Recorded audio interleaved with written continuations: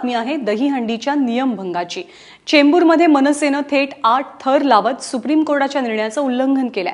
विशेष म्हणजे मनसेनं दहीहंडी 20 फुटांवर बांधली आहे, मात्र 8 थरांची सलामी देत सुप्रीम कोर्टाच्या निर्णयाचा निषेधही नोंदवला। तर दुसरीकडे नौपाड्यात ठाण्याच्या नौपाड्यातही मनसेनं तब्बल 40 फुटांवर हंडी बांधली आहे। गणेश ठाकूर आपल्या सोबत आहेत। गणेश, मनसे कुठे कुठे सुप्रीम कोर्टाच्या निर्णयाचं उल्लंघन करत असल्याचं चित्र पाहायला मिळतंय। चेंबूरमध्ये 8 थरांची हंडी लावण्यात आली, ठाण्यामध्येही 7 ते 8 थरांची हंडी नौपाड्यात आलेली आहे। 40 फुटाच्या उंचीवर नौपाड्याच्या ठाण्यामध्ये मनसेकडनं दहीहंडीचं आयोजन करण्यात आलेलं आहे।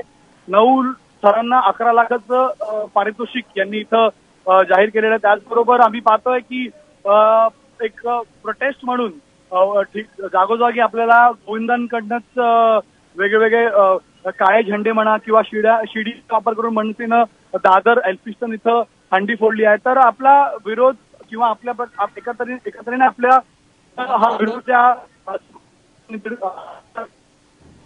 दर्शवण्यात आलेला आहे।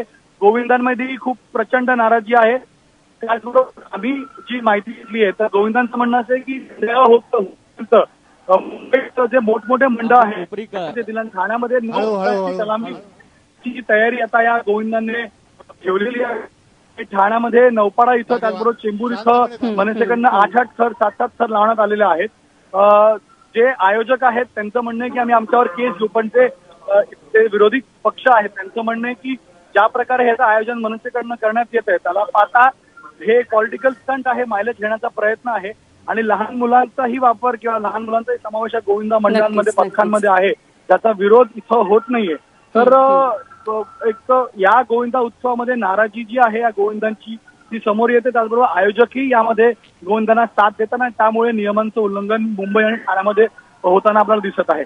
नक्कीच बऱ्याच ठिकाणी चित्र आहे की नियमांचं उल्लंघन होतं आणि केवळ थराच्या नियमांचंच नाही तर 18 वर्षांखालील मुलांना जी बंदी घातली आहे तर लहान मुलं देखील दहीहंडीच्या उत्सवात सहभागी होताना पाहायला मिळतात।